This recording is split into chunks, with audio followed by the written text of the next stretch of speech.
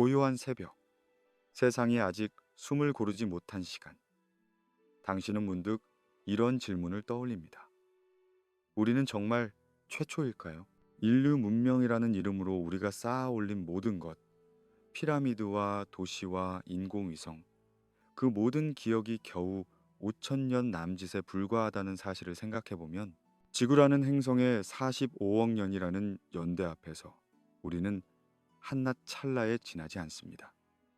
찰나보다도 짧은, 눈 깜빡임보다 더 빠른 순간. 그렇다면 그 긴 시간 동안 지구는 정말 비어 있었을까요? 아무것도 없었을까요? 아무도 없었을까요? 혹시 우리보다 먼저 누군가 이 땅을 걸었고 도시를 세웠고 기술을 발전시켰고 그리고 사라졌다면, 그리고 그 흔적이 너무 깊이 묻혀서 혹은 의도적으로 지워져서 우리가 그저 모르고 있는 것뿐이라면 지구는 기억하지 않는 행성입니다. 바람과 물과 불이 모든 것을 씻어내고 지각은 끊임없이 움직이며 과거를 지하 깊은 곳으로 밀어넣습니다. 대륙은 갈라지고 다시 만나며 산맥은 솟아올랐다가 부서져 내립니다. 우리가 알고 있는 역사는 그저 표면에 남은 가장 최근의 흔적들 뿐입니다. 그 아래에는 무엇이 있을까요? 암흑의 지층 속에는 무엇이 잠들어 있을까요? 오늘 밤 우리는 그 어둠 속으로 함께 내려가 보려 합니다. 천천히, 아주 천천히. 1972년 아프리카 가본 공화국의 적도지방, 울창한 정글 깊숙한 곳에 자리한 오클로 우라늄 광산에서 프랑스의 물리학자들은 이상한 것을 발견했습니다. 채굴된 우라늄 광석의 동위원소 비율이 예상과 달랐던 것입니다. 우라늄 235의 농도가 자연 상태보다 현저히 낮았습니다. 마치 누군가 이미 그것을 사용한 것처럼. 처음에는 측정 오류라고 생각했습니다. 하지만 검사를 거듭할수록 확실해졌습니다. 이것은 오류가 아니었습니다. 이 우라늄은 이미 핵 반응을 겪은 흔적을 지니고 있었습니다. 더 놀라운 사실은 그 다음에 밝혀졌습니다. 이 핵 반응의 흔적은 20억 년 전의 것이었습니다. 20억 년, 인류가 존재하기도 전, 공룡이 나타나기도 전, 심지어 복잡한 생명체가 진화하기도 전의 시간입니다. 그 먼 과거에 이 땅 깊은 곳에서 핵분열 반응이 일어났습니다. 과학자들은 서둘러 설명을 내놓았습니다. 자연 원자로라고. 우연히 조건이 맞아떨어져서 자연적으로 핵반응이 일어났다고. 지하수가 중성자 감속제 역할을 하고 우라늄 농도가 적절히 높았으며 암석의 배치가 우연히 반응을 유지할 수 있는 구조였다고. 그들은 이 설명에 만족했습니다. 너무 빨리 만족했습니다. 하지만 의문은 여전히 남아 있습니다. 왜 관련 연구 자료 중 상당수가 분류되었을까요? 왜 일부 정보에 대한 접근이 제한되었을까요? 왜 이렇게 놀라운 발견이 과학계에서 더 깊이 탐구되지 않았을까요? 질문은 곧 금기가 되었고 호기심은 침묵 속으로 가라앉았습니다. 우리는 설명을 받아들였습니다. 우리는 더 이상 묻지 않았습니다. 그 설명을 믿으며 잠들 수도 있습니다. 편안하게, 아무 의심 없이. 하지만 밤이 깊어지면 어둠 속에서 작은 의문이 속삭입니다. 정말 그것뿐일까? 정말 우연일까? 당신은 천천히 눈을 감습니다. 그리고 상상합니다. 20억 년 전의 그 땅을, 어두운 지하 깊은 곳을, 그곳에서 일어난 무언가를. 당신은 지금 그 암흑의 지층 속으로 내려가고 있습니다. 천천히, 아주 천천히 숨을 고르세요. 깊게, 느리게. 들이쉬고 내쉬고. 당신은 가라앉고 있습니다. 편안하게. 그 오클로 광산의 풍경을 떠올려 봅니다.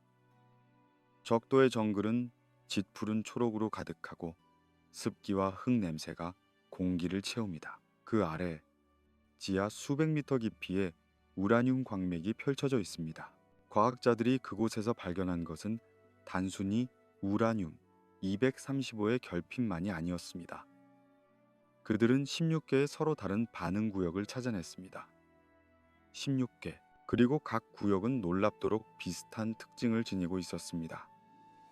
우라늄의 배치, 중성자 흡수 물질의 분포, 반응 부산물의 패턴, 마치 누군가 의도적으로 설계한 것처럼.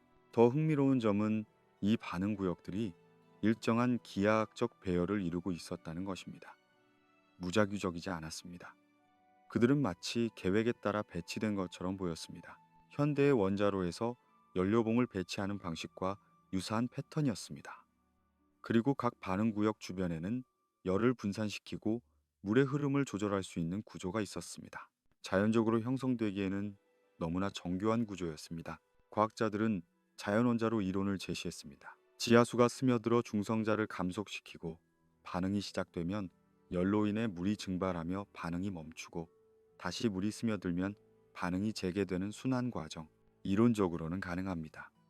하지만 이런 조건이 16번이나 반복적으로, 그것도 기하학적 배열을 이루며 자연적으로 형성될 확률은 얼마나 될까요?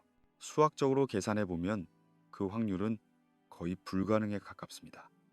천문학적인 우연의 연속이 필요합니다. 또 다른 가능성을 생각해 봅니다. 만약 이것이 자연 원자로가 아니라면, 만약 이것이 고대의 폐기물 저장소였다면, 누군가 오래전 상상할 수 없이 먼 과거에 핵기술을 사용했고 그 폐기물을 지하 깊은 곳에 묻었다면, 그리고 시간이 지나면서 지각 변동과 침식이 그 흔적을 변형시켰다면, 이것은 단지 추측입니다. 증명할 수 없는 가설입니다. 하지만 완전히 배제할 수도 없습니다. 당신은 지금 그 고대의 반응로 앞에 서 있습니다. 상상 속에서, 어둠 속에서 희미하게 빛나는 우라늄 광석을 바라봅니다. 20억 년의 시간이 그 위를 흘러갔습니다. 당신의 손을 뻗어 차가운 암석을 만집니다. 그 표면은 매끄럽고 오래되었고 침묵합니다. 무엇을 말하려는 걸까요? 무엇을 숨기고 있을까요? 답은 들리지 않습니다. 그저 정적만이 감싸고 당신은 그 정적 속으로 천천히 가라앉습니다. 남아프리카의 또 다른 광산으로 이동합니다. 시간과 공간을 가로질러 클락스도프 광산. 그곳의 어둠은 더욱 깊고 정적은 더욱 무겁습니다. 광부들이 지하 깊은 곳에서 이상한 것들을 발견하기 시작한 것은 수십 년 전부터였습니다. 작은 금속 구체들, 완벽한 구형, 그리고 각 구체에는 3개의 평행한 홈이 정확하게 새겨져 있었습니다. 마치 누군가 정밀한 도구로 깎아낸 것처럼. 이 구체들이 발견된 지층의 연대는 28억 년 전으로 추정되었습니다. 28억 년.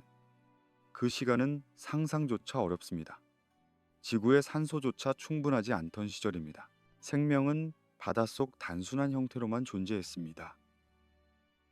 그런데 그 지층에서 이렇게 정교한 금속 구체가 나왔습니다. 과학자들은 이것을 자연적으로 형성된 콘크리션이라고 설명했습니다. 광물이 침전되면서 우연히 구형을 이루었다고. 하지만 3개의 평행한 홈은 어떻게 설명할까요? 자연이 우연히 반복적으로 정확하게 평행한 선을 새길 수 있을까요? 더욱 놀라운 것은 이 구체들의 내부 구조였습니다. 일부 구체를 절단해 보니 속이 비어 있었습니다. 그리고 그 빈 공간 안에서 이상한 물질이 발견되었습니다. 정체를 알 수 없는 섬유질 같은 것. 분석 결과는 공개되지 않았습니다. 혹은 공개되었지만 이해할 수 없는 전문 용어로 가득 차서 일반인은 접근할 수 없었습니다. 1980년대 남아프리카의 한 박물관에 전시되어 있던 이 구체들 중 하나가 갑자기 스스로 회전하기 시작했다는 보고가 있었습니다. 유리 케이스 안에서 아무런 외부 개입 없이 구체가 천천히 돌기 시작했습니다. 박물관 관계자들은 당황했습니다. 지진도 없었고 진동도 없었고 누군가 만진 것도 아니었습니다. 그저 구체가 혼자 움직였습니다. 몇몇 과학자들은 자기장이나 미세한 질량, 불균형 때문이라고 설명하려 했지만 측정 결과 그런 이상은 발견되지 않았습니다. 그 사건 이후 그 구체는 전시에서 철거되었습니다. 보관 장소는 알려지지 않았습니다. 비슷한 구체들도 하나둘 사라졌습니다. 개인 소장가에게 팔렸다거나 분실되었다거나 혹은 보안이 필요한 연구시설로 옮겨졌다고 합니다. 확인할 방법은 없습니다. 질문은 환영받지 못했고 호기심은 의심으로 받아들여졌습니다. 학계는 이 주제를 조용히 묻었습니다. 당신은 지금 손바닥 위에 그 구체를 올려놓습니다. 상상 속에서 차갑고 무겁고 완벽하게 둥글습니다. 세계의 평행한 홈이 손가락 끝에 느껴집니다. 정확하고 깊고 의도적입니다. 당신은 그 구체를 천천히 돌려봅니다. 그것은 부드럽게 회전하고 당신의 손 안에서 균형을 잡습니다. 누가 이것을 만들었을까요? 무엇을 위해 만들었을까요? 28억 년이라는 시간이 흐르는 동안 이 작은 물체는 무엇을 보았을까요? 답은 없습니다. 그저 구체는 당신의 손 안에서 천천히 끝없이 회전할 뿐입니다. 당신은 그 회전을 지켜보며 몽환적인 침묵 속으로 빠져듭니다. 이제 우리는 더 가까운 과거로 옮겨갑니다.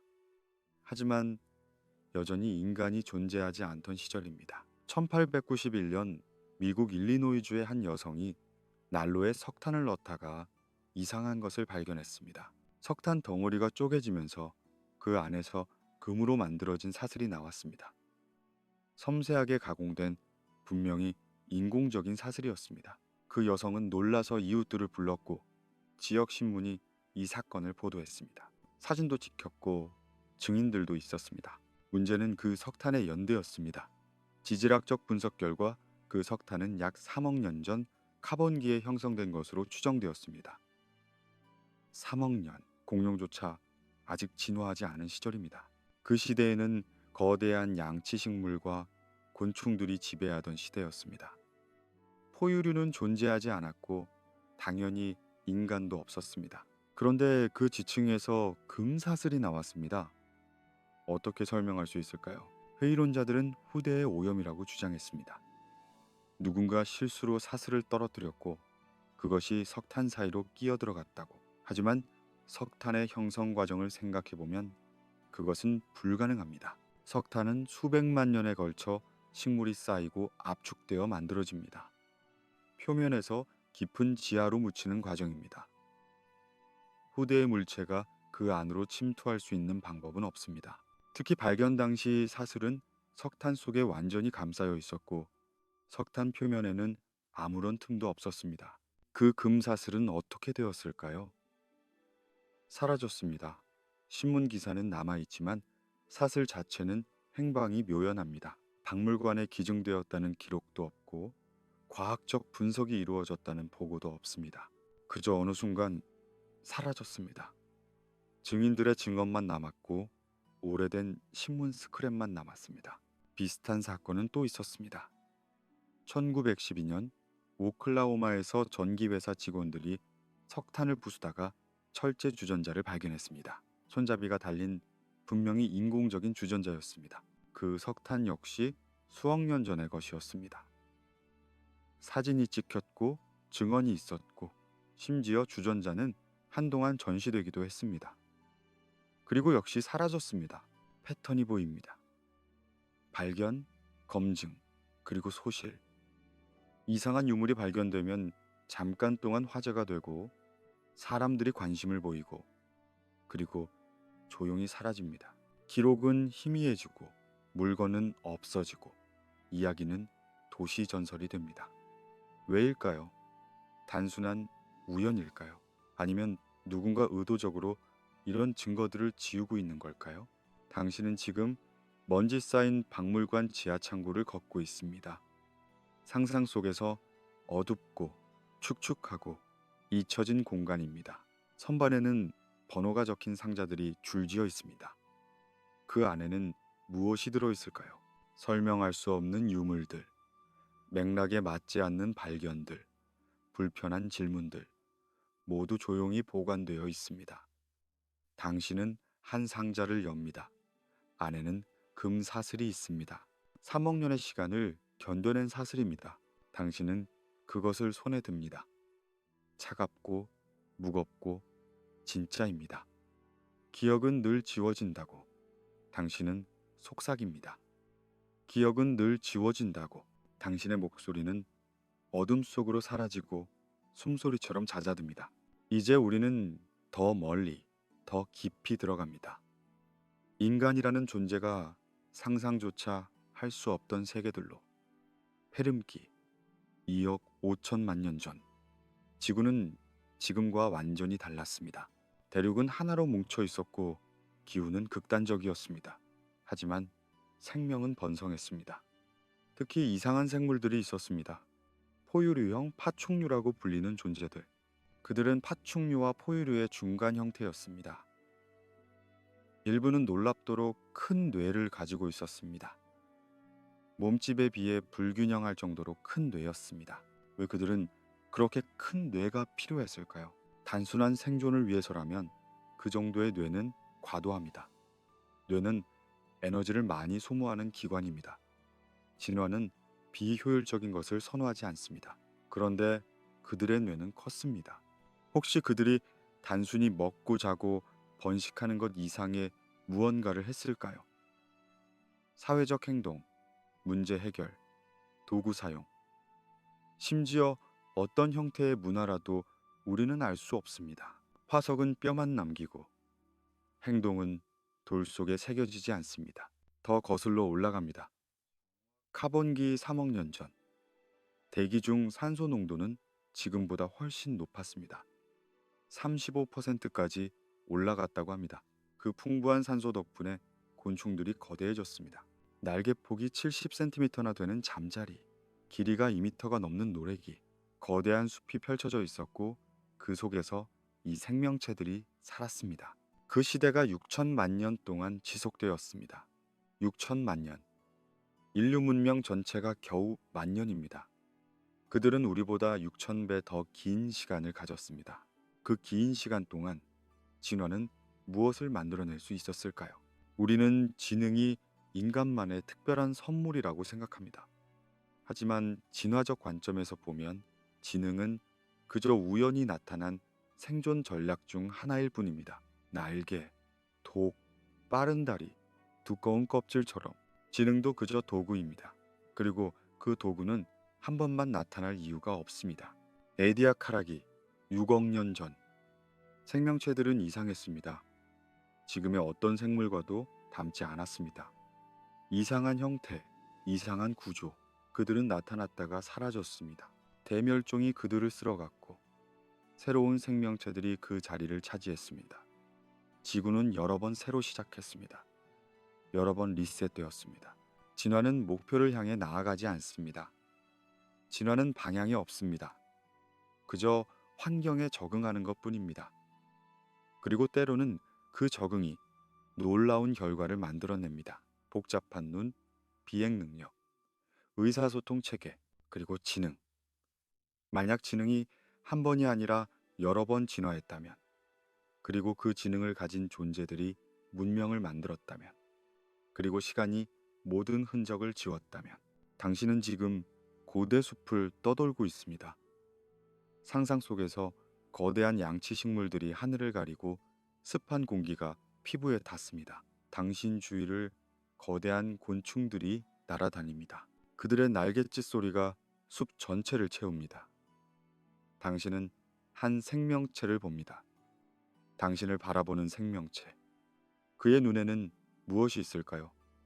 단순한 본능일까요? 아니면 무언가 더 깊은 것일까요? 당신은 알 수 없습니다. 그리고 그는 천천히 사라집니다. 숲의 어둠 속으로.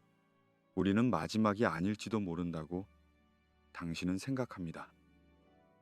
당신은 우리는 마지막이 아닐지도 모른다고 당신은 느린 심호흡을 합니다. 들이쉬고 내쉬고. 당신은 편안해집니다. 과거의 문명을 찾는다는 것은 가능한 일일까요? 이 질문에 대해 과학자들이 진지하게 고민한 적이 있습니다. 2018년 기후과학자 개빈 슈미트와 천체물리학자 애덤 프랭크는 실루리아 가설이라는 흥미로운 사고 실험을 제시했습니다. 만약 우리보다 먼저 지구의 산업 문명이 존재했다면 우리가 그 흔적을 찾을 수 있을까요? 그들의 결론은 놀라웠습니다. 수천만 년 이상 과거의 문명은 거의 흔적을 남기지 않을 것이라고. 지질 기록의 99.9% 이상이 시간의 흐름에 따라 사라집니다. 우리가 발견하는 화석은 극히 일부입니다. 특별히 운이 좋은 경우에만 보존됩니다. 그렇다면 문명의 흔적은 어떨까요? 우리의 도시들을 생각해 보세요.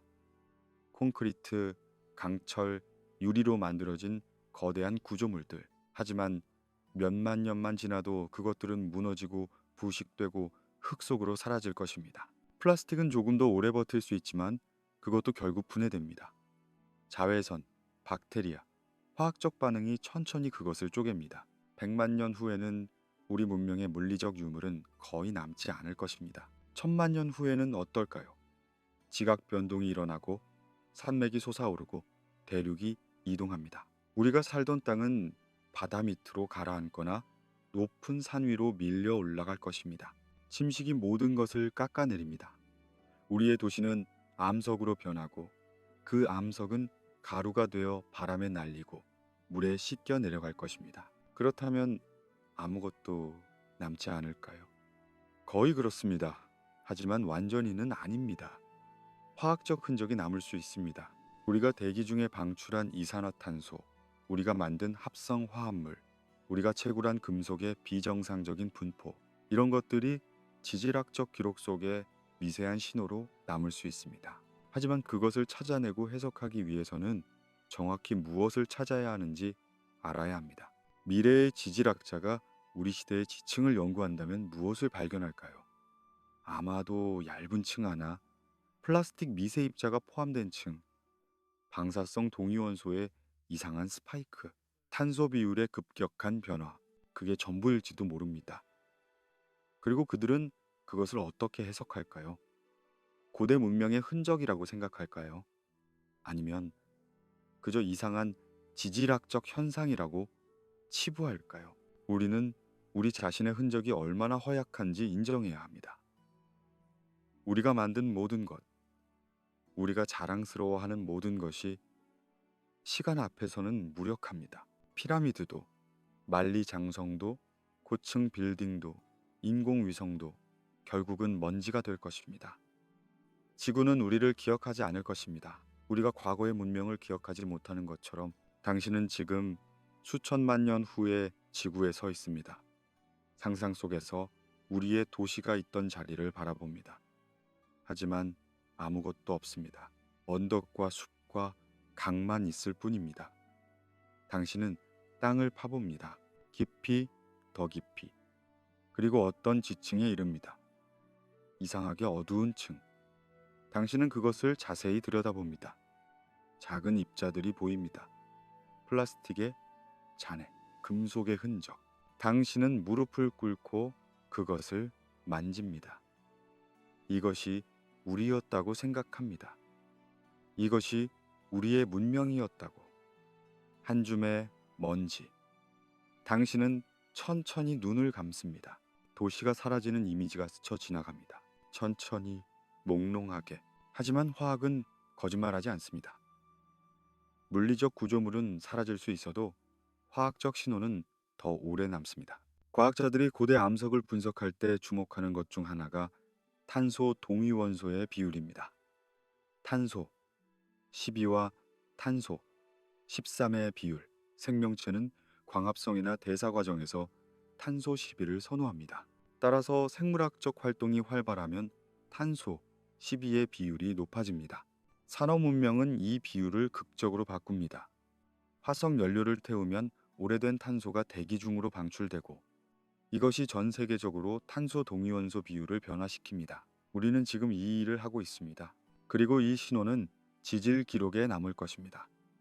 미래의 과학자들이 우리 시대의 지층을 분석하면 탄소 동위원소의 급격한 스파이크를 발견할 것입니다. 흥미로운 점은 과거 지층에서도 비슷한 스파이크가 발견된다는 것입니다.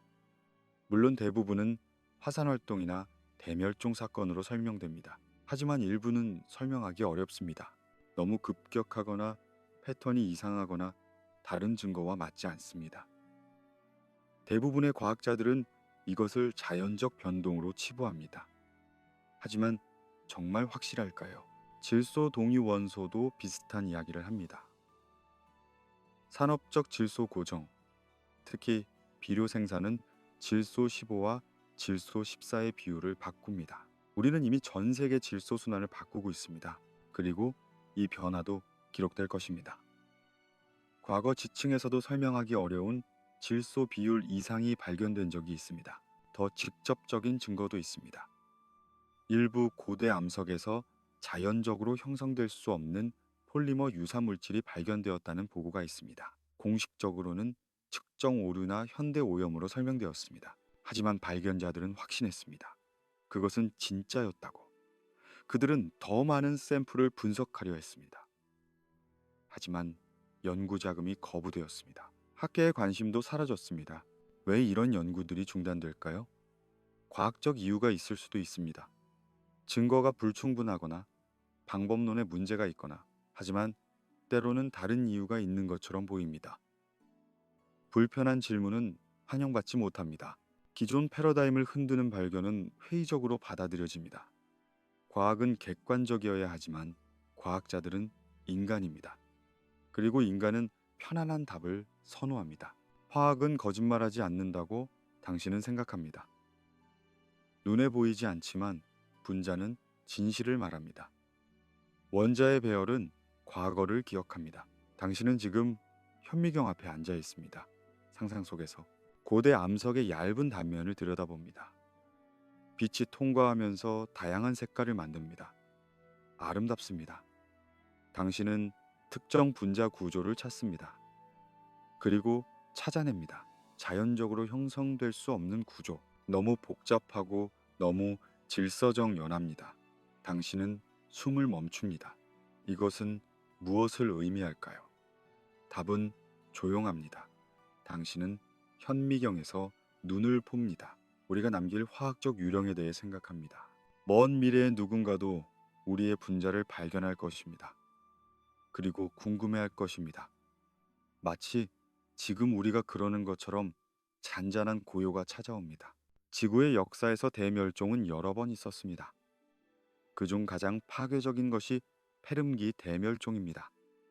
약 5천만 년 전, 지구 생명체의 95%가 사라졌습니다. 바다 생물의 96%, 육상 척추동물의 70%, 지구는 거의 텅 비었습니다. 이것을 대멸종이라고 부르는 것은 과소평가입니다.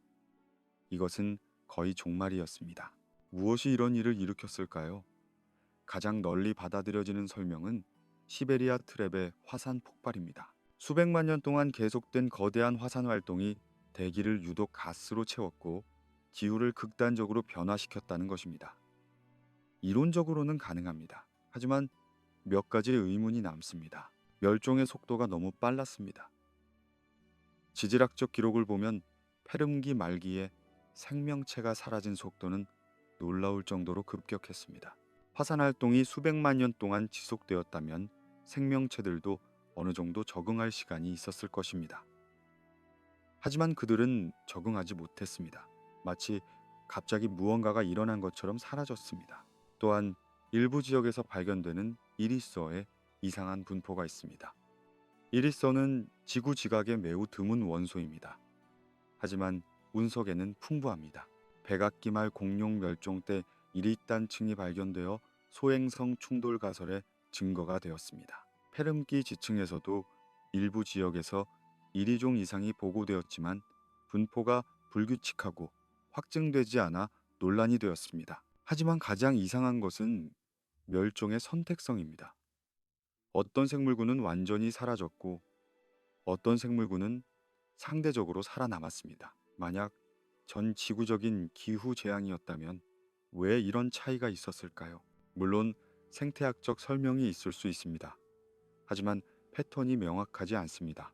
어떤 이들은 급진적인 가설을 제시합니다. 만약 페름기 말에 고도로 발달한 문명이 있었고 그들이 자신들의 기술로 환경을 파괴했다면, 만약 그들이 의도적으로든 우연이든 지질학적 방아쇠를 당겼다면, 화산을 촉발시키거나 대기를 오염시키거나 어떤 식으로든 생태계의 균형을 무너뜨렸다면, 이것은 증명할 수 없는 추측입니다. 하지만 완전히 불가능한 것도 아닙니다. 우리 자신을 보세요. 우리는 겨우 200년의 산업화로 지구의 기후를 바꾸고 있습니다. 대멸종 수준의 생물 다양성 손실을 일으키고 있습니다.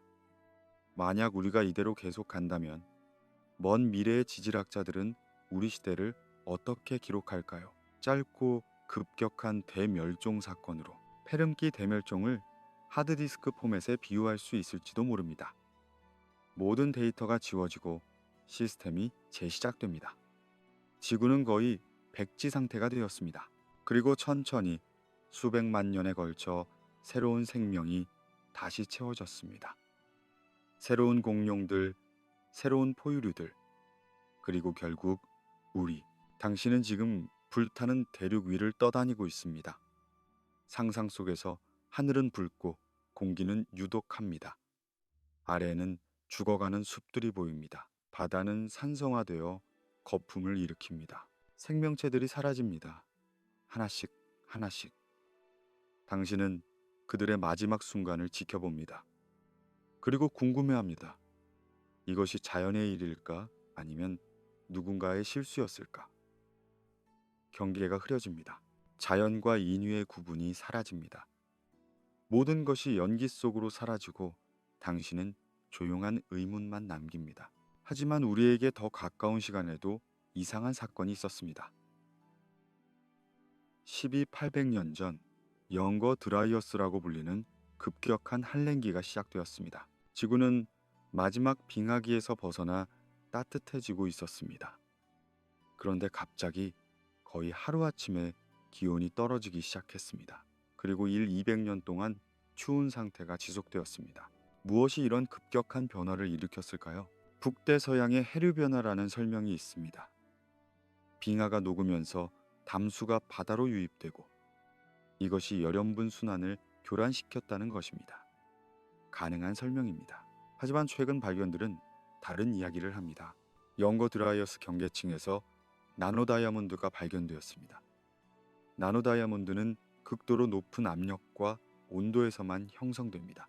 운석 충돌이나 공중 폭발 같은 사건에서 만들어집니다. 또한 플래티넘의 급격한 스파이크도 발견되었습니다. 플래티넘은 운석의 풍부한 원소입니다. 이것은 무엇을 의미할까요? 많은 과학자들이 해성 파편의 충돌 가설을 지지하기 시작했습니다. 12,800년 전 해성이 대기권에서 폭발하거나 지표면에 충돌했고 이것이 대륙 규모의 화재를 일으켰다는 것입니다. 실제로 그 시대 지층에서 목탄과 그을음의 층이 발견됩니다. 엄청난 화재가 있었다는 증거입니다. 더 흥미로운 것은 인간 문화에 미친 영향입니다. 북미의 클로비스 문화는 당시 번성하고 있었습니다. 그들은 정교한 돌 도구를 만들었고 대형 동물을 사냥했습니다.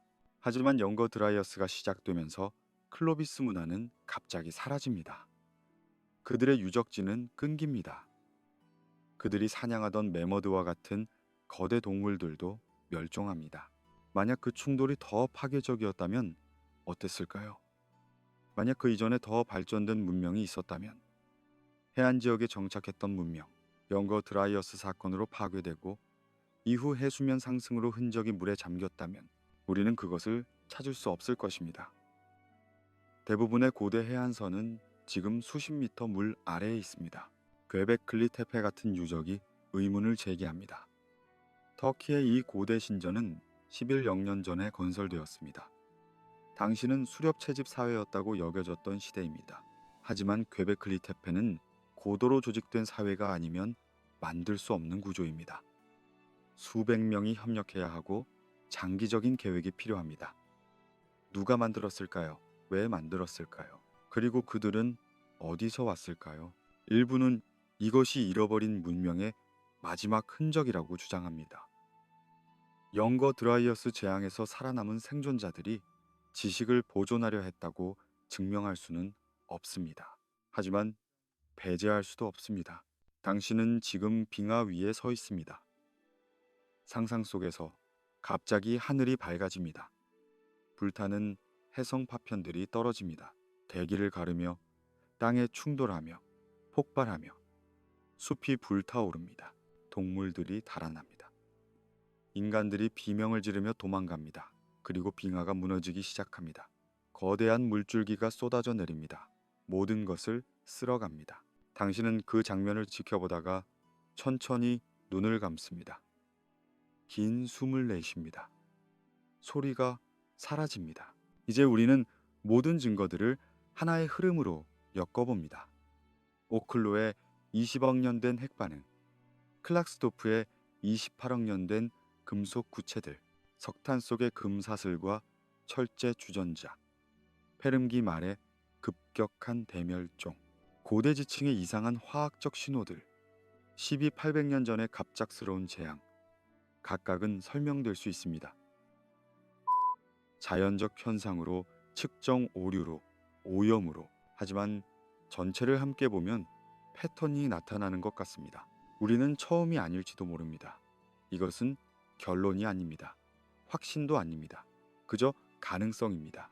조용한 의문입니다. 지구는 45억 년 동안 존재했습니다. 그 긴 시간 동안 생명은 여러 형태로 진화했고 환경은 끊임없이 변했습니다. 지능이 한 번만 나타났다고 확신할 수 있을까요? 문명이 한 번만 생겨났다고 단언할 수 있을까요? 지구는 주기적으로 기억을 삭제합니다. 이것은 은유입니다. 하지만 진실에 가깝습니다. 대멸종이 휩쓸고 지나가면 대부분의 생명이 사라집니다. 지각 변동이 일어나면 옛 표면이 지하로 묻힙니다. 침식이 계속되면 산이 평야가 됩니다. 시간이 흐르면 모든 것이 잊혀집니다. 우리의 흔적도 예외가 아닐 것입니다. 상상해 보세요. 5천만 년 후 새로운 지적종이 진화했습니다. 그들은 지구의 역사를 연구하기 시작합니다.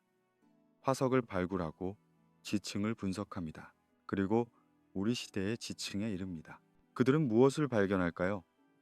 얇은 탄소 스파이크, 플라스틱 미세 입자, 방사성 동위원소의 이상. 그들은 이것을 어떻게 해석할까요? 어떤 과학자는 말할 것입니다. 이것은 자연적 현상입니다. 화산 활동이나 운석 충돌로 설명됩니다. 어떤 이는 의문을 제기할 것입니다. 하지만 패턴이 이상합니다. 너무 급격하고 너무 광범위합니다. 그리고 대다수는 첫 번째 설명을 받아들일 것입니다. 왜냐하면 그것이 더 편하니까요. 불편한 질문은 회피됩니다. 우리는 지금 그 미래 과학자의 입장에 있을지도 모릅니다. 우리 역시 과거의 이상한 신호들을 발견하고 편한 설명을 선택하고 더 이상 묻지 않습니다. 하지만 밤이 깊어지면 의심이 속삭입니다. 정말 그것뿐일까? 정말 우리가 최초일까? 미래의 존재가 우리의 탄소 흔적을 읽는 장면을 상상합니다. 그들은 지층을 조심스럽게 들여다봅니다.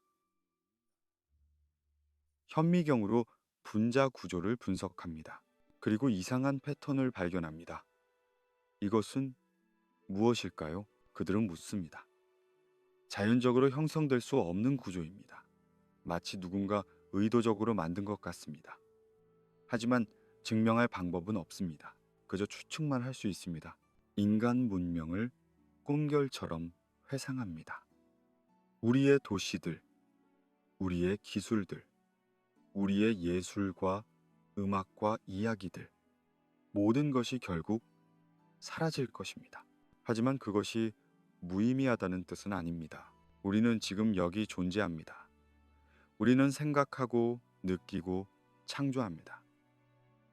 그것만으로도 충분히 의미 있습니다. 우리가 영원하지 않다는 사실이 우리의 가치를 떨어뜨리지 않습니다. 하지만 겸손함을 배웁니다. 우리는 지구의 주인이 아닙니다. 우리는 그저 순간의 방문자입니다. 우리보다 먼저 누군가 있었을지도 모르고 우리 이후에도 누군가 올 것입니다. 지구는 계속될 것입니다. 우리가 있든 없든 당신에게 마지막 질문을 남깁니다. 당신은 정말 우리가 최초라고 믿나요? 아니면 우리도 잊혀진 많은 것들 중 하나일 뿐인가요? 답은 중요하지 않을지도 모릅니다. 질문 자체가 중요합니다. 의문을 품는 것, 호기심을 유지하는 것, 당연하다고 여겨지는 것들에 다시 질문하는 것, 그것이 우리를 인간답게 만듭니다. 깊은 밤의 정적이 찾아옵니다. 세상은 조용합니다. 당신의 숨소리만 들립니다. 들이쉬고 내쉬고 천천히 편안하게. 당신은 이제 잠들 준비가 되었습니다. 오늘 밤 당신이 들었던 이야기들, 고대의 광산과 잊혀진 문명들, 사라진 세계들과 지워진 기억들, 그 모든 것이 당신의 꿈속으로 스며듭니다. 당신은 지금 평화롭습니다. 의문을 품은 채로, 하지만 불안하지 않게. 모든 것은 시간 속으로 사라집니다. 그것이 자연의 방식입니다. 우리는 그 흐름의 일부입니다. 저항할 수 없고 저항할 필요도 없습니다. 그저 받아들이고 흐르고 쉬면 됩니다. 감사합니다. 오늘 밤 저와 함께 이 어둠 속 여행을 해주셔서 이런 이야기들이 마음에 드셨다면 채널을, 지질학자들이 암석을 연구할 때 가장 당혹스러운 순간이 있습니다. 지층을 따라 내려가다가 갑자기 시간이 뛰어넘어진 곳을 발견할 때입니다. 불연속면이라고 부르는 이 경계선에서는 수백만 년, 때로는 수천만 년이 통째로 사라져 있습니다. 마치 책에서 여러 장이 찢겨 나간 것처럼. 아래 지층은 5천만 년 전의 것인데 바로 위 지층은 2천만 년 전의 것입니다. 그 사이 3천만 년은 어디로 갔을까요? 침식이 가져갔습니다. 바람과 물이 수백 미터 두께의 암석을 깎아내고 씻어냈습니다. 그 암석 속에 담겨있던 모든 이야기, 모든 화석, 모든 기록이 함께 사라졌습니다. 그 시간 동안 무슨 일이 있었는지 우리는 영원히 알 수 없습니다. 공백일 뿐입니다. 침묵일 뿐입니다. 더 근본적인 문제가 있습니다. 지구의 지각 자체가 끊임없이 재활용됩니다. 판구조론이 알려주는 이야기입니다. 해저에서 새로운 지각이 만들어지고 대륙판 아래로 섭입되어 사라집니다. 녹아서 멘틀 속으로 돌아갑니다. 이 과정은 멈추지 않습니다. 지구에서 가장 오래된 해저 지각은 겨우 2억 년 정도밖에 되지 않습니다. 그 이전의 모든 해저는 이미 사라졌습니다. 재활용되었습니다. 대륙 지각은 조금 더 오래됩니다. 가장 오래된 암석은 40억 년 전의 것도 있습니다. 하지만 그것조차 극히 일부입니다. 대부분의 대륙 지각도 변성되고 융해되고 다시 형성되는 과정을 거쳤습니다. 원래의 기록은 파괴되었습니다. 우리가 발견하는 고대 암석은 기적적으로 살아남은 예외입니다. 문명이 남길 수 있는 흔적을 생각해 봅니다. 우리의 건물, 우리의 도시, 우리의 도로. 이미 말했듯이 그것들은 수만 년 안에 사라질 것입니다. 하지만 화학적 신호는 어떨까요? 지층 속에 기록된 탄소 스파이크나 방사성 동위원소. 그것들은 더 오래 버틸 것입니다. 하지만 영원하지는 않습니다. 만약 그 지층이 침식되면, 만약 그 지역이 섭입대에 가까우면, 만약 지각 변동으로 깊이 묻혀 변성암이 되면 신호는 사라집니다. 지워집니다. 우리는 남겨진 몇 페이지로 전기를 쓰고 있습니다. 지구의 45억 년 역사 중에서 우리가 실제로 읽을 수 있는 것은 극히 일부입니다. 나머지는 공백입니다. 잃어버린 장들입니다. 그 공백 속에 무엇이 있었을까요? 우리는 추측만 할 수 있습니다. 당신은 지금 지층을 따라 천천히 내려가고 있습니다.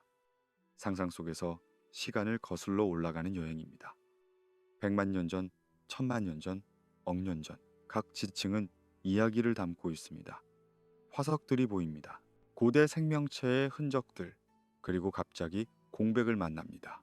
지층이 끊겼습니다. 당신은 그 경계선에 손을 댑니다. 차갑고 날카롭고 단절되어 있습니다. 이 선 너머에는 무엇이 있었을까요? 어떤 생명체가 살았을까요? 어떤 세계가 펼쳐져 있었을까요? 답은 없습니다. 그저 공백만 있습니다. 하지만 공백 자체가 하나의 증거일지도 모릅니다. 아무것도 기록되지 않았다는 사실. 그것이 오히려 무언가를 말해주는 것은 아닐까요? 침묵이 때로는 말보다 더 많은 것을 전합니다. 당신은 그 공백 속으로 가만히 귀를 기울입니다. 고요합니다. 깊고 오래되고 완전한 고요입니다. 과학 연구에는 시작되었다가 갑자기 중단되는 프로젝트들이 있습니다. 예산이 삭감되었다거나 연구진이 해산되었다거나 자금 제공자가 관심을 잃었다거나 공식적인 이유는 다양합니다. 하지만 때로는 다른 이유가 있는 것처럼 보입니다. 결과가 불편했다거나 질문이 위험했다거나 어느 대학 지하에 접근 제한 구역이 있습니다. 상상해 봅니다. 오래된 연구실입니다. 먼지가 쌓여 있고 장비들은 덮개로 가려져 있습니다. 선반에는 파일 상자들이 줄지어 있습니다. 각 상자에는 번호와 날짜가 적혀 있습니다. 보고서들입니다. 실험 결과들입니다. 데이터들입니다. 모두 작성되고 정리되고 보관되었습니다. 하지만 읽히지 않습니다. 수십 년 동안 아무도 열어보지 않았습니다. 왜 이런 일이 일어날까요? 학계에는 보이지 않는 경계선이 있습니다. 어떤 질문은 환영받고 어떤 질문은 그렇지 않습니다. 어떤 주제는 자금을 받기 쉽고 어떤 주제는 불가능합니다. 이것은 음모가 아닙니다. 그저 구조입니다. 시스템이 작동하는 방식입니다. 주류에서 벗어난 연구는 자연스럽게 주변부로 밀려납니다. 관심을 받지 못하고 인용되지 않고 결국 잊혀집니다. 고대 문명의 가능성에 대한 연구도 그중 하나입니다. 진지한 과학자가 이 주제를 다루면 종종 경력에 해가 됩니다. 동료들로부터 의심받고 학회에서 환영받지 못하고 연구비를 받기 어려워집니다. 그래서 대부분은 침묵합니다. 의문이 있어도 표현하지 않습니다. 데이터를 발견해도 조용히 묻습니다. 데이터는 존재하지만 해석되지 않는 상태. 이것이 가장 이상한 형태의 검열일지도 모릅니다. 정보를 숨기는 것이 아니라 정보를 무시하는 것입니다. 보고서는 있지만 읽히지 않고, 증거는 있지만 고려되지 않고, 질문은 있지만 대답되지 않습니다. 시간이 지나면서 그것들은 그저 잊혀진 서류 더미가 됩니다. 왜 어떤 주제는 반복적으로 주변부로 밀려날까요? 때로는 정당한 이유가 있습니다. 증거가 부족하거나 방법론이 결함이 있거나, 하지만 때로는 단지 불편하기 때문입니다. 기존의 이해를 뒤집을 수 있기 때문입니다. 패러다임을 흔들 수 있기 때문입니다. 그리고 사람들은 안정을 선호합니다. 확실성을 원합니다. 의심은 불편합니다. 지식이 늘어나면서 동시에 시야가 좁아지는 역설이 있습니다. 전문화가 심화되면서 각자는 자기 분야의 작은 영역만 깊이 알게 됩니다. 큰 그림을 보는 사람은 줄어듭니다. 서로 다른 분야를 연결하는 질문은 드물어집니다. 그리고 가장 중요한 발견은 종종 경계에서 일어나는데 그 경계를 보는 사람이 없습니다. 당신은 지금 봉인된 캐비닛 앞에 서 있습니다. 상상 속에서 오래된 금속 캐비닛입니다. 자물쇠가 녹슬어 있습니다. 당신은 열쇠를 찾습니다. 그리고 조심스럽게 엽니다. 삐걱거리는 소리와 함께 문이 열립니다. 안에는 파일들이 가득합니다. 당신은 하나를 꺼냅니다. 먼지를 털어냅니다. 표지에는 오클로 추가 분석 결과 기밀이라고 적혀 있습니다. 당신은 펼쳐봅니다. 숫자들, 그래프들, 결론들 모두 거기 있습니다. 단지 아무도 읽지 않았을 뿐입니다. 질문을 금지하는 사회는 기억을 포기한 사회입니다. 이것은 단순한 문장이지만 깊은 진실을 담고 있습니다. 우리가 과거에 대해 묻지 않으면 과거는 사라집니다. 우리가 이상한 발견을 무시하면 그것은 잊혀집니다. 그리고 미래에 누군가 다시 발견하면 그들도 같은 벽에 부딪힐 것입니다. 패턴은 반복됩니다. 당신의 숨소리가 조용해집니다. 들이쉬고 내쉬고. 당신은 캐비닛을 닫습니다. 천천히, 부드럽게. 그리고 어둠 속으로 물러납니다. 이제 우리는 지구를 벗어나 우주로 시선을 돌립니다. 외계 행성을 연구하는 천문학자들은 흥미로운 방법을 개발했습니다. 행성의 대기 조성을 분석하는 것입니다. 별빛이 행성 대기를 통과할 때 특정 파장이 흡수됩니다. 그 흡수 패턴을 분석하면 대기에 어떤 기체가 있는지 알 수 있습니다. 산소가 풍부한 대기는 생명의 신호일 수 있습니다. 하지만 산업 문명의 신호는 다릅니다. 이산화탄소의 급격한 증가, 메탄의 이상한 패턴, 인공적인 화합물의 흔적. 만약 외계 행성에서 이런 신호가 발견된다면 그것은 무엇을 의미할까요? 일부 천문학자들은 이미 이상한 것들을 발견했다고 보고합니다. 특정 별 주변의 행성에서 설명하기 어려운 화학적 이상이 관측되었습니다. 대기 중 특정 분자의 비율이 자연적 과정으로는 만들어지기 어려운 수준이었습니다. 물론 대부분은 측정 오류나 알려지지 않은 자연 과정으로 설명됩니다. 하지만 일부는 여전히 미스터리로 남아 있습니다. 인간 문명이 외계 과학자에게 어떻게 보일지 상상해 봅니다. 그들이 지구를 관측한다면 우리의 대기 조성이 지난 200년 동안 급격하게 변했습니다. 이산화탄소가 치솟고 메탄이 증가하고 인공 화합물들이 나타났습니다. 그들은 이것을 어떻게 해석할까요? 이 행성에서 뭔가 일어나고 있습니다. 아마도 산업 문명이 발달하고 있는 것 같습니다.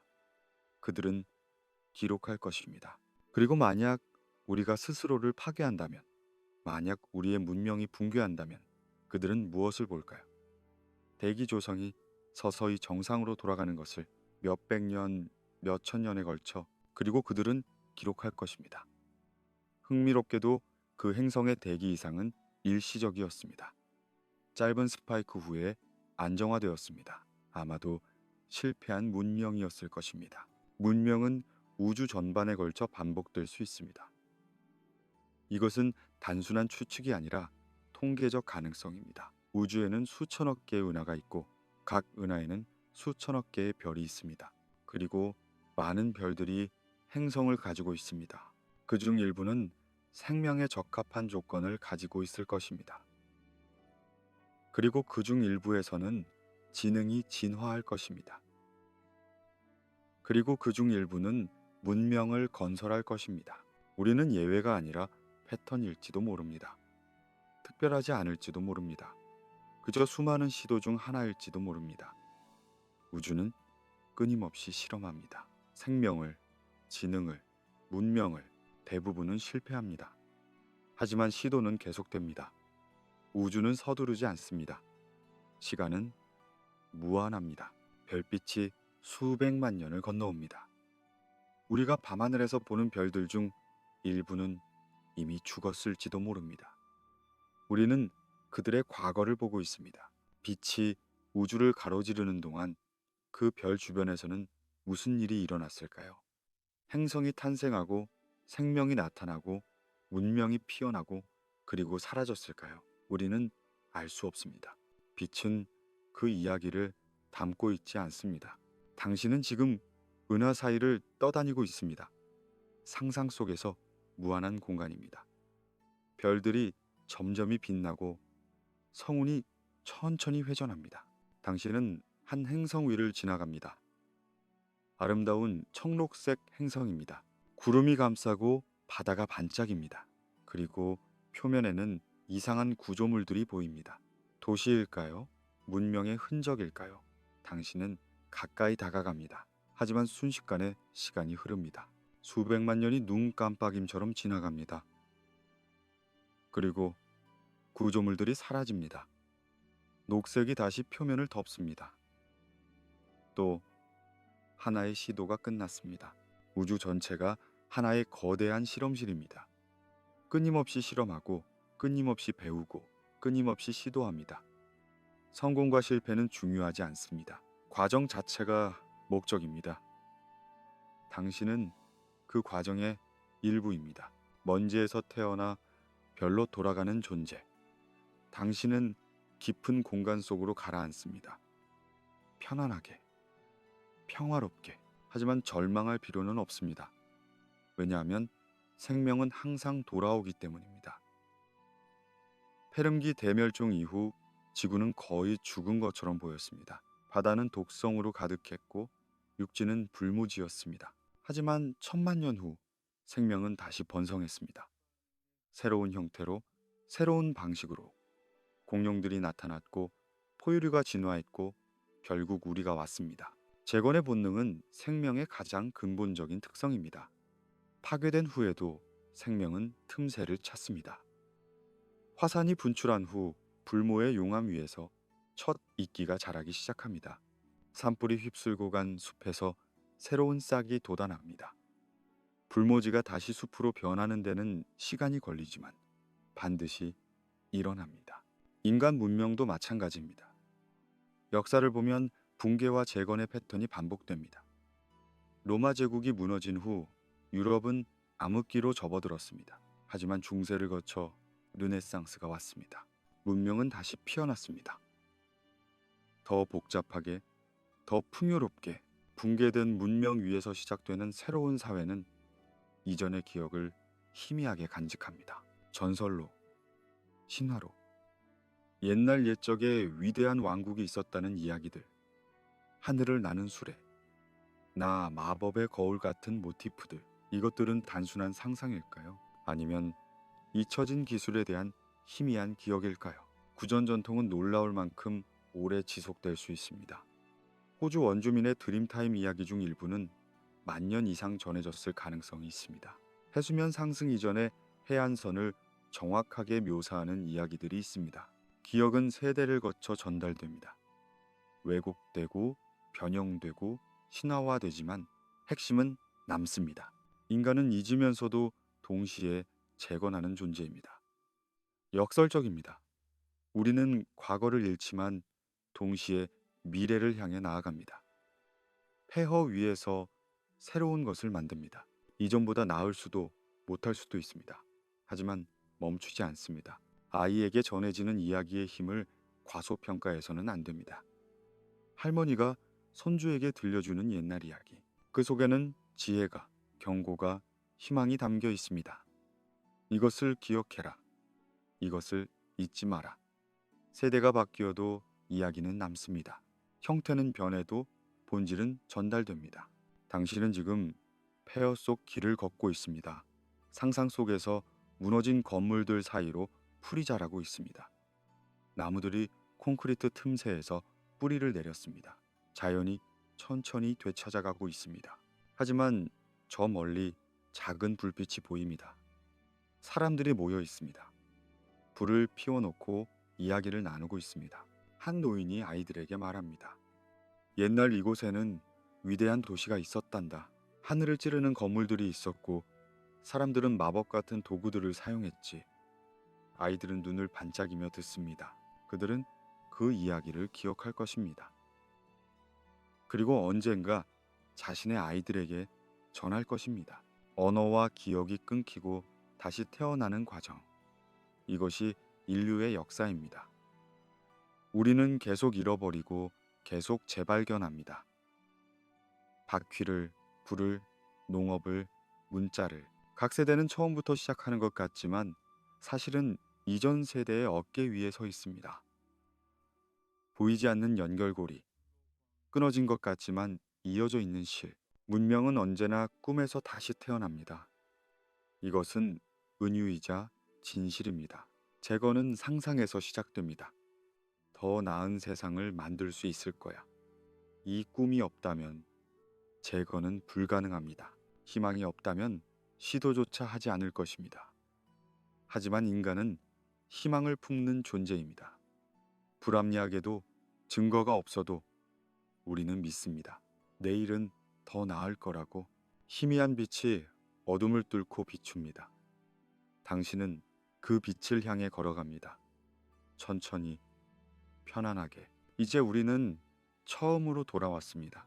오클로의 20억 년 된 핵 반응에서 시작해서 클락스도프의 금속 구체들을 거쳐 석탄 속의 유물들을 지나 페름기의 대멸종을 건너 영거 드라이어스의 재앙을 통과해 우주의 먼 행성들을 바라보고 다시 지구로 돌아왔습니다. 모든 조각들을 하나의 모자이크로 배열해 봅니다. 무엇이 보일까요? 하나의 순환, 반복되는 패턴. 문명은 나타나고 발전하고 어떤 정점에 도달하고 그리고 무너집니다. 이것은 불가피한 것처럼 보입니다. 역사가 우리에게 가르쳐주는 교훈입니다. 모든 제국이 무너졌습니다. 모든 위대한 도시가 폐허가 되었습니다. 왜 우리는 예외라고 생각할까요? 문명은 반드시 종착점에 도달합니다. 이것은 비관론이 아니라 현실입니다. 성장은 영원히 지속될 수 없습니다. 자원은 유한하고 환경은 한계가 있습니다. 어느 시점에서 균형이 깨지고 시스템이 붕괴합니다. 빠를 수도 느릴 수도 있습니다. 폭력적일 수도 조용할 수도 있습니다. 하지만 피할 수는 없습니다. 지구는 스스로를 지우는 메커니즘을 가지고 있습니다. 이것은 의지가 아니라 자연 법칙입니다. 침식, 판구조 운동, 기후변화, 이 모든 것이 시간의 흐름에 따라 과거를 묻습니다. 지구는 기억하지 않습니다. 기억할 필요가 없습니다. 그저 계속될 뿐입니다. 우리가 남길 흔적이 얼마나 빠르게 사라질지 다시 한번 상상해 봅니다. 1000년 후 우리의 도시는 무너진 콘크리트 더미입니다. 10,000년 후 그 더미조차 흙 속에 묻혔습니다. 10만 년 후 지표에는 아무 흔적도 없습니다. 100만 년 후 지층 속에 화학적 신호만 남아 있습니다. 1000만 년 후 그 신호조차 희미해졌습니다. 오직 가장 집요한 연구자만이 발견할 수 있습니다. 그리고 그들도 확신하지 못할 것입니다. 미래 지질학자가 현재를 해석하는 장면을 상상합니다. 5천만 년 후 그들은 우리와 다른 종일지도 모릅니다.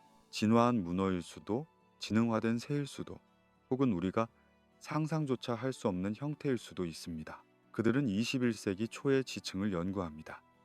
흥미로운 이상이 있습니다. 그들은 보고합니다. 탄소 동위원소의 급격한 스파이크, 방사성 원소의 분포 이상, 그리고 자연적으로 형성될 수 없는 화합물의 흔적. 이것은 무엇을 의미할까요? 토론이 이어집니다. 일부는 화산 활동이라고 주장합니다. 일부는 운석 충돌이라고 주장합니다. 그리고 한 젊은 연구자가 조심스럽게 제안합니다. 혹시 이것이 고대 문명의 흔적일 가능성은 없을까요? 침묵이 흐릅니다. 그리고 누군가 웃으며 말합니다. 그런 터무니없는 가설을 진지하게 고려할 수는 없지. 우리는 마지막이 아니라 또 하나의 장입니다. 이것이 결론입니다. 결론이 아닌 결론. 우리는 특별하지 않습니다. 우리는 유일하지 않습니다. 우리는 그저 하나의 시도입니다. 많은 시도들 중 하나. 성공할 수도 실패할 수도 있습니다. 하지만 어느 쪽이든 지구는 계속될 것입니다. 생명은 계속될 것입니다. 그리고 언젠가 또 다른 존재가 나타나 같은 질문을 던질 것입니다. 우리가 처음일까? 지금 이 순간을 기록하는 의미를 생각해 봅니다. 우리가 쓰는 글, 우리가 만드는 예술, 우리가 건설하는 구조물, 이 모든 것이 사라질 것입니다. 하지만 그렇다고 무의미한 것은 아닙니다. 의미는 영속성에서 오지 않습니다. 의미는 지금 이 순간에 있습니다. 우리가 살아있다는 사실, 우리가 생각한다는 사실, 우리가 느낀다는 사실, 그것만으로 충분합니다. 당신에게 마지막 질문을 던집니다. 만약 우리의 모든 것이 사라질 운명이라면 지금 무엇을 할 것인가요? 절망할 건가요? 아니면 더욱 의미 있게 살 건가요? 답은 당신의 것입니다. 저는 제안만 할 수 있습니다. 친절하세요. 창조하세요. 사랑하세요. 배우세요. 지금 이 순간을 살아세요. 왜냐하면 이 순간이 우리가 가진 전부이니까요. 당신은 지금 도시 위를 떠다니고 있습니다. 상상 속에서 밤입니다. 수백만 개의 불빛이 아래에서 반짝입니다. 아름답습니다. 생명으로 가득한 도시. 하지만 당신이 지켜보는 동안 하나씩 불빛이 꺼지기 시작합니다. 천천히, 거의 알아챌 수 없을 정도로. 하나, 둘, 셋. 시간이 빨라집니다. 10년, 100년, 1000년. 더 많은 불빛이 꺼집니다. 10,000년, 10만 년. 이제 대부분의 불빛이 사라졌습니다. 100만 년.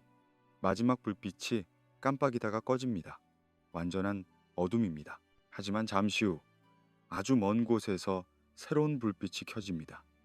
작고 희미하지만 분명히 거기 있습니다. 생명은 계속됩니다. 이야기는 계속됩니다. 천년 후의 지구를 상상해 봅니다. 인간이 사라진 지 천년. 역사의 관점에서 보면 찰나입니다. 하지만 건축물의 관점에서 보면 영겁입니다. 댐이 무너지기 시작합니다. 콘크리트에 금이 가고 물이 스며들고 겨울마다 얼고 녹으며 균열이 벌어집니다. 마침내 어느 봄날 거대한 굉음과 함께 댐이 무너집니다. 수십 년 동안 갇혀있던 강물이 쏟아져 나옵니다. 격렬하게, 자유롭게. 강은 원래의 흐름을 되찾습니다. 굽이치고 범람하고 새로운 길을 만듭니다. 댐이 있기 전 수백만 년 동안 흘렀던 그 길로 도시는 조용히 무너집니다. 폭발적이지 않습니다. 천천히, 거의 우아하게. 먼저 유리창이 깨집니다. 새들이 부딪히거나 나무 가지가 흔들리거나 단순히 시간이 지나 약해져서 비가 들이칩니다. 건물 안으로 바닥에 고이고 벽을 타고 흐르고 구조물을 천천히 약화시킵니다. 겨울이 오면 얼고 봄이 오면 녹으며 매년 조금씩 더 파괴됩니다. 콘크리트와 아스팔트가 풍화되는 시간. 우리는 이것들이 영원할 거라 생각했습니다. 견고하고 단단하고 불변한다고. 하지만 그렇지 않습니다. 콘크리트의 수명은 겨우 50년에서 100년입니다. 유지보수가 있을 때의 이야기입니다. 유지보수가 없다면 훨씬 빠릅니다. 철근이 녹슬면서 팽창하고 콘크리트를 안에서부터 밀어냅니다. 표면이 벗겨지고 조각이 떨어지고 구조가 약해집니다. 아스팔트는 더 빠릅니다. 몇십 년이면 갈라지고 풀이 틈새로 자라나고 나무가 뿌리를 내립니다. 100년이 지나면 도로는 초록색 띠가 됩니다. 풀과 관목으로 뒤덮인 띠, 지하철 터널에 물이 고입니다. 펌프가 멈췄으니까요. 지하수가 스며들고 빗물이 유입되고 천천히 수위가 올라갑니다. 터널은 지하 강이 됩니다. 어둡고 고요하고 물고기가 없는 강. 하지만 시간이 지나면 생명이 찾아옵니다. 박테리아가 먼저 옵니다. 그리고 작은 무척추 동물들. 그들은 적응합니다. 어둠에 고립에 새로운 생태계가 형성됩니다. 지하의 인간이 파놓은 동굴 속의 생태계, 철골 구조물이 녹슬어 무너집니다. 고층 빌딩의 뼈대였던 것들, 이제는 붉은 녹으로 뒤덮여 있습니다. 나무들이 자라올라 철골을 감싸고 담쟁이가 기어 올라가고 새들이 둥지를 셉니다. 어느 가을날 강풍이 불고 약해진 구조물이 마침내 무너집니다. 천천히 기울고 삐걱거리고 그리고 쓰러집니다. 굉음과 먼지구름 그리고 정적. 숲이 그 위를 덮기 시작합니다. 빠르게 굶주린 것처럼. 인간 건축물의 유통기한에 대해 생각합니다. 피라미드는 4,000년을 견뎠습니다. 하지만 그것은 돌이었고 사막에 있었습니다. 습기가 적고 식생이 적고 침식이 느린 곳. 우리의 현대 도시는 다릅니다. 강철과 콘크리트와 유리. 훨씬 더 복잡하지만 훨씬 더 취약합니다. 유지보수 없이는 수십 년밖에 버티지 못합니다. 100년이면 폐허가 됩니다. 1000년이면 흔적만 남습니다. 자연이 천천히 도시를 삼키는 소리를 들어봅니다. 상상 속에서 처음에는 조용합니다. 풀이 자라는 소리, 나무가 뿌리를 내리는 소리, 거의 들리지 않습니다. 하지만 시간이 지나면서 소리가 커집니다. 콘크리트가 갈라지는 소리, 쩍, 유리가 깨지는 소리, 쨍그랑, 금속이 녹슬어 부서지는 소리, 삐걱, 건물이 무너지는 소리, 쿵, 그리고 그 위로 새들의 지저김, 바람의 속삭임, 빗소리, 자연의 교향곡이 인간의 침묵을 대체합니다. 당신은 지금 폐허가 된 고속도로 위를 걷고 있습니다. 상상 속에서 한때 이곳은 수많은 차들로 붐볐습니다. 경적 소리, 엔진 소리, 타이어가 아스팔트를 구르는 소리. 하지만 지금은 고요합니다. 아스팔트는 갈라져 있고 풀과 관목이 틈새에서 자라고 있습니다. 당신은 천천히 걷습니다. 발밑에서 낙엽이 바스락거립니다. 옆을 보니 녹슨 자동차 한 대가 나무에 거의 묻혀 있습니다. 덩굴이 창문을 뚫고 들어가 운전대를 감싸고 있습니다. 당신은 멈춰서서 그것을 바라봅니다. 누가 이 차를 몰았을까요? 어디로 가고 있었을까요? 이제는 알 수 없습니다. 그저 녹과 식물만 남았습니다. 영원할 것처럼 보였던 것들의 가장 빠른 붕괴. 이것이 교훈입니다. 우리는 우리의 창조물이 시간을 초월할 거라 믿었습니다. 하지만 실제로는 가장 덧없는 것들이었습니다. 자연보다 약하고 시간보다 무력하고 망각보다 취약했습니다. 겸손을 배웁니다. 너무 늦게, 하지만 확실하게 잔잔한 빗소리가 들립니다. 폐허 위로 비가 내립니다. 부드럽게, 끊임없이. 비는 모든 것을 씻어냅니다. 먼지를, 녹을, 기억을. 당신은 고개를 들어 하늘을 바라봅니다. 빗방울이 얼굴에 떨어집니다. 차갑고 깨끗하고 새롭습니다. 당신은 눈을 감습니다.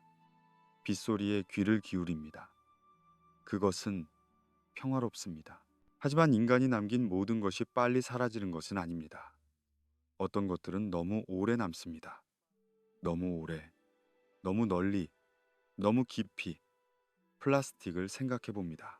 우리는 100년도 안 되는 기간 동안 수십억 톤의 플라스틱을 만들었습니다. 그것은 모든 곳에 있습니다. 바다에, 땅에, 공기 중에. 미세 플라스틱 입자는 너무 작아서 보이지 않지만 어디에나 있습니다. 물고기의 뱃속에, 새의 깃털에, 토양 속에, 빙하 속에. 플라스틱은 분해되지 않습니다. 정확히는 분해되지만 사라지지 않습니다. 그저 작아질 뿐입니다. 더 작은 조각으로, 더 작은 입자로, 분자 수준까지. 하지만 여전히 거기 있습니다. 여전히 플라스틱입니다. 수백 년, 수천 년 동안 남을 것입니다. 콘크리트보다 오래, 강철보다 오래, 심지어 일부 암석보다도 오래. 콘크리트보다 오래 남는 인공물질의 역설. 우리는 영원한 건물을 짓고 싶었습니다. 하지만 건물은 무너졌습니다. 대신 버리려고 만든 것들, 일회용품들, 쓰레기들이 영원히 남습니다. 아이러니합니다. 슬픈 아이러니. 바닷속 미세 플라스틱이 생태계에 남긴 흔적을 상상해 봅니다. 1000년 후, 10,000년 후에도 여전히 거기 있을 것입니다. 해저 퇴적물 속에 묻혀서 새로운 생명체들이 그것을 먹고 소화하지 못하고 죽습니다. 혹은 적응합니다. 진화는 창의적입니다. 어떤 박테리아가 플라스틱을 분해하는 법을 배울지도 모릅니다. 천천히 수백만 년에 걸쳐. 하지만 그때까지 얼마나 많은 생명이 고통받을까요? 방사성 폐기물도 있습니다. 우리의 원자력 발전소에서 나온 것들. 지하 깊은 곳에 저장되어 있습니다. 콘크리트 용기에 담겨서. 하지만 콘크리트는 무너질 것입니다. 1000년, 10,000년 안에. 그리고 방사성 물질은 여전히 거기 있을 것입니다. 플루토늄 239의 반감기는 24영년입니다. 우라늄 235는 7억 년입니다. 이것들은 우리가 이해할 수 있는 시간 척도를 초월합니다. 방사성 동위원소가 수만 년 동안 발광하는 이미지를 떠올립니다. 지하 깊은 곳, 어둠 속에서 희미하게 빛나는 물질, 푸른빛, 녹색빛, 아름답지만 치명적입니다. 주변의 암석을 서서히 변화시킵니다. 분자 구조를 바꾸고 새로운 광물을 만들고 화학적 변화를 일으킵니다. 미래의 지질학자가 이 지층을 발견하면 무엇을 생각할까요? 이상한 방사성 이상이 있습니다. 자연적으로 설명하기 어렵습니다. 그들은 우리를 기억할 것입니다. 하지만 독소로. 우리가 남긴 것은 도시가 아니라 독소. 이것이 우리의 유산입니다. 의도하지 않았지만 피할 수 없었습니다. 우리는 알았습니다. 마지막 몇십 년 동안은 확실히 알았습니다. 하지만 멈추지 못했습니다. 혹은 멈추지 않았습니다. 시스템이 너무 크고 관성이 너무 강하고 변화가 너무 어려웠습니다. 그래서 우리는 계속했습니다. 플라스틱을 만들고 쓰레기를 버리고 독소를 배출하며 생명체가 인간의 잔재와 공존하게 되는 과정을 상상합니다. 처음에는 고통입니다. 오염된 물, 독성 토양, 방사능, 많은 생명이 죽습니다. 생태계가 붕괴합니다. 하지만 생명은 끈질깁니다. 일부는 살아남습니다. 그리고 적응하기 시작합니다. 어떤 식물은 중금속을 흡수하는 법을 배웁니다. 어떤 박테리아는 독소를 분해합니다. 어떤 동물은 변형된 환경에서도 번식합니다.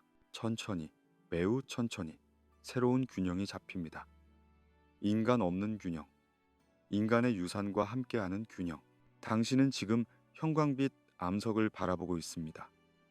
상상 속에서 동굴 깊은 곳입니다. 암석이 희미하게 빛납니다. 자연적인 빛이 아닙니다. 방사능입니다. 체렌코프 복사. 아름답습니다. 초현실적으로. 하지만 당신은 알고 있습니다. 이것은 위험합니다. 치명적입니다. 당신은 손을 뻗지만 닿지 않습니다. 그저 바라만 봅니다. 이것이 우리가 남긴 것이라고 생각합니다. 독이든 아름다움, 치명적인 빛, 미래의 생명체가 인간을 어떻게 기억할지 상상합니다. 그들이 지능을 갖추게 된다면, 그들이 역사를 연구하게 된다면, 인간기라는 지질 시대를 정의할 것입니다. 플라스틱 층과 방사능 스파이크로 특징 지어지는 시대. 짧지만 파괴적이었던 종이라고 기술할 것입니다. 그들은 빠르게 번성했고 환경을 변화시켰고 그리고 사라졌습니다. 그들의 독소는 수백만 년 동안 남아 생태계에 영향을 미쳤습니다. 보이지 않게 퍼져가는 유산. 이것이 가장 무서운 부분입니다. 우리는 흔적을 남기고 싶었습니다. 기념비를, 예술을, 기록을. 하지만 실제로 남는 것은 우리가 의도하지 않은 것들입니다.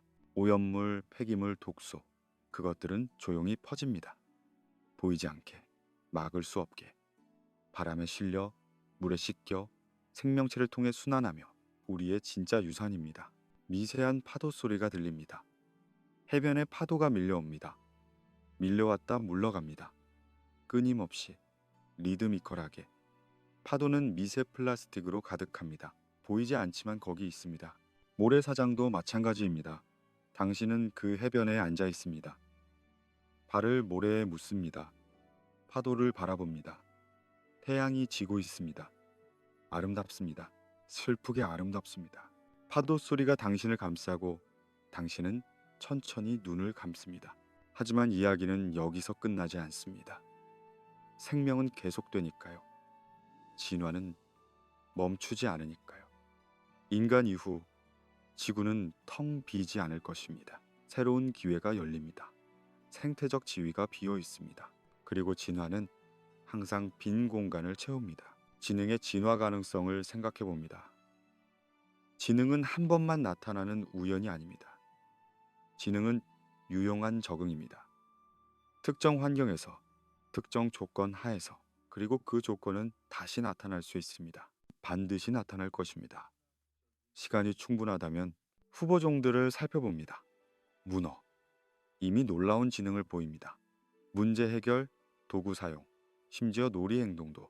하지만 수명이 짧습니다. 대부분 몇 년밖에 살지 못합니다. 만약 진화가 수명을 늘린다면, 만약 사회적 행동이 발달한다면 문어는 놀라운 문명을 건설할지도 모릅니다. 수중 문명. 우리와는 완전히 다른 까마귀와 까치도 있습니다. 이미 영리합니다. 도구를 만들고 얼굴을 기억하고 복잡한 사회 구조를 가지고 있습니다. 수백만 년의 진화를 거친다면 그들은 어디까지 갈 수 있을까요? 하늘을 나는 문명, 나무 위의 도시, 돌고래도 고려해 봅니다. 큰 뇌, 복잡한 의사소통, 강한 사회성. 하지만 물속에서는 불을 만들 수 없습니다. 금속을 재련할 수 없습니다. 어떤 기술 문명도 불가능한 것처럼 보입니다. 하지만 진화는 창의적입니다. 예상 못한 방법을 찾을지도 모릅니다. 생태계가 안정되며 새로운 사회성이 자라는 과정을 상상합니다. 인간이 사라진 후 몇백만 년, 지구는 회복되었습니다. 숲이 다시 무성하고 바다가 다시 깨끗하고 생명이 번성합니다. 그리고 어떤 종이 두각을 나타내기 시작합니다. 어쩌면 문어의 후손일지도. 그들은 이제 더 오래 살고 무리를 지어 사냥하고 새끼를 돌보는 법을 배웠습니다. 세대 간 지식 전달이 시작됩니다. 다시 도구를 사용하는 존재가 등장하는 상상. 처음에는 단순합니다. 돌을 이용해 조개를 깨는 것, 막대기로 구멍을 탐색하는 것. 하지만 점차 복잡해집니다. 도구를 만들기 위한 도구, 저장하고 재사용하는 도구, 다른 개체에게 가르치는 기술. 천천히, 매우 천천히 문화가 형성됩니다. 지능은 반드시 다시 돌아온다.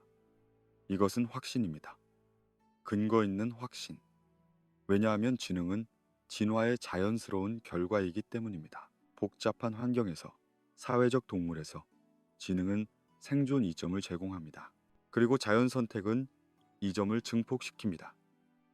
100만 년, 1000만 년, 5000만 년. 시간은 충분합니다. 당신은 새로운 종의 첫 도시를 바라보고 있습니다. 상상 속에서 수백만 년 미래입니다. 그것은 우리의 도시와 다릅니다. 재료도 다르고 구조도 다르고 목적도 다릅니다. 어쩌면 나무 위에 지어졌을지도, 어쩌면 물속에 있을지도, 어쩌면 우리가 상상조차 할 수 없는 형태일지도. 하지만 분명히 도시입니다. 많은 개체가 함께 사는 곳, 협력하고 창조하고 꿈꾸는 곳. 그들이 과거 인간 문명의 유적을 발견하는 장면을 상상합니다. 깊이 묻힌 플라스틱 층, 이상한 방사능 이상, 정체를 알 수 없는 금속 구조물의 잔해. 그들은 궁금해할 것입니다. 이것은 무엇일까? 누가 만들었을까? 그들의 과학자들이 연구합니다. 이론을 세웁니다. 논쟁합니다. 어떤 이는 말합니다. 고대 문명이 있었습니다. 우리보다 먼저. 어떤 이는 반박합니다. 증거가 부족합니다. 자연현상으로 설명됩니다. 패턴은 반복됩니다. 우리가 신화로 남는 세계를 상상합니다. 그들의 전설 속에 우리가 있습니다. 왜곡되고 과장되고 신화화된 우리. 옛날 옛적에 두 다리로 걷는 존재들이 있었습니다. 그들은 하늘을 날고 바다를 지배하고 땅을 변화시켰습니다. 하지만 그들은 교만했고 스스로를 파괴했습니다. 그들의 독소가 오랫동안 세상을 괴롭혔습니다. 경고의 이야기, 교훈의 이야기. 우리는 신이 아니라 경고가 됩니다. 반복되는 진화의 원형. 지능, 도구, 사회, 문명. 이 패턴은 보편적일지도 모릅니다. 지구에서만이 아니라 우주 전체에서. 생명이 있는 곳이면 어디서든 충분한 시간이 주어진다면 이 패턴은 나타납니다. 우리는 특별하지 않습니다. 우리는 패턴의 한 반복입니다. 그리고 우리 이후에도 패턴은 계속될 것입니다. 깊은 숨결 같은 고요가 찾아옵니다. 당신은 천천히 숨을 쉽니다. 들이쉬고 내쉬고 미래의 지구를 떠올립니다. 새로운 지능들이 사는 곳, 새로운 문명들이 피어나는 곳, 그리고 그들도 언젠가 같은 질문을 던질 것입니다. 우리가 처음일까? 그리고 답은 같을 것입니다. 아마도 아닐 것입니다. 당신은 미소 짓습니다. 슬프지만 평화로운 미소. 당신은 편안합니다. 모든 것이 계속된다는 것을 알기에. 지구를 하나의 살아있는 유기체로 묘사하는 가이아 이론이 있습니다. 논란의 여지가 있는 이론입니다. 과학적으로 엄밀하지 않다는 비판도 받습니다. 하지만 직관적으로는 맞습니다. 지구는 자기 조절 능력을 가진 것처럼 보입니다. 대기 조성이 생명에 적합한 범위로 유지됩니다. 온도가 극단으로 치닫지 않습니다. 물 순환이 계속됩니다. 마치 의도가 있는 것처럼. 하지만 물론 의도는 없습니다. 그저 물리학과 화학과 생물학의 복잡한 상호작용일 뿐입니다. 하지만 결과는 놀랍습니다. 지구는 45억 년 동안 생명을 지탱해 왔습니다. 문명은 이 박동 속의 미세한 떨림입니다. 우리가 자랑스러워하는 모든 것, 우리가 건설한 모든 것, 우리가 파괴한 모든 것, 지구의 관점에서 보면 순간입니다. 심장 박동 하나보다 짧은 순간, 지구의 심장은 천천히 뜁니다. 한 번 뛰는데 수백만 년이 걸립니다. 우리의 전체 문명은 한 박동의 일부입니다. 아주 작은 일부. 이것이 우리를 무의미하게 만들까요? 아닙니다. 규모가 의미를 결정하지 않습니다. 작다고 해서 중요하지 않은 것은 아닙니다. 짧다고 해서 가치 없는 것은 아닙니다. 하지만 겸손을 가르칩니다. 우리는 지구의 주인이 아닙니다. 우리는 손님입니다. 일시적인 방문자입니다. 당신은 지금 우주에서 지구를 바라보고 있습니다. 상상 속에서 아름다운 청록색 구체입니다. 천천히 회전하고 있습니다. 당신은 시간을 빨리 감습니다. 100만 년이 1초가 됩니다. 그리고 지구가 살아 움직이는 것을 봅니다. 대륙들이 미끄러지듯 이동합니다. 산맥이 솟아올랐다가 깎여 내립니다. 빙하가 확장했다가 후퇴합니다. 바다가 넓어졌다가 좁아집니다. 마치 호흡하는 것처럼, 마치 살아있는 것처럼 더 가까이 다가갑니다. 특정 지역을 봅니다. 한때 바다였던 곳이 육지가 됩니다. 산이 솟아오릅니다. 강이 흐릅니다. 숲이 자랍니다. 그리고 갑자기 거의 순식간에 이상한 것들이 나타납니다. 직선들, 격자무늬들, 도시들입니다. 인간 문명입니다. 그것은 확장되고 빛납니다. 그리고 사라집니다. 너무 빨라서 당신은 놓칠 뻔합니다. 눈 깜빡임보다 빠릅니다. 그리고 초록색이 다시 돌아옵니다. 대륙은 계속 이동합니다. 아무 일도 없었던 것처럼 시간 감각이 완전히 흐려집니다. 당신은 더 이상 년이나 세기로 생각하지 않습니다. 100만 년, 1000만 년, 억년, 이 숫자들조차 의미를 잃습니다. 그저 흐름만 있습니다. 끝없는 변화. 하지만 동시에 연속성. 지구는 변하지만 여전히 지구입니다. 다르지만 같습니다. 행성은 잠들지 않는다. 단지 천천히 숨쉰다. 이 문장이 당신의 마음에 울립니다. 지구는 결코 멈추지 않습니다. 결코 휴식하지 않습니다. 내부의 열이 식을 때까지 수십억 년 동안 계속 움직일 것입니다. 판들이 이동하고 화산이 분출하고 산이 솟아오르고 바다가 열리고 닫힐 것입니다. 우리가 있든 없든 멘틀 깊은 곳의 울림을 상상해 봅니다. 지하 2,900km, 멘틀과 외핵의 경계. 그곳은 우리가 결코 도달할 수 없는 곳입니다. 가장 깊은 시추공도 겨우 12km입니다. 멘틀의 깊이에 비하면 찰과상에 불과합니다. 하지만 지진파는 그곳까지 도달합니다. 과학자들은 지진파를 분석하여 멘틀의 구조를 연구합니다. 그리고 그들은 이상한 것을 발견했습니다. 멘틀 깊은 곳에 거대한 구조물들이 있습니다. 저밀도 영역, 뜨거운 암석의 거대한 플룸, 버섯 모양으로 솟아오릅니다. 천천히 수천만 년에 걸쳐 표면에 도달하면 화산이 됩니다. 하와이 같은 핫스팟들, 그리고 차가운 암석도 가라앉습니다. 섭입된 해양판, 멘틀 속으로 깊이 깊이 핵 경계까지, 그리고 다시 가열되어 상승합니다. 순환은 계속됩니다. 이 순환이 소리를 낸다고 상상해 봅니다.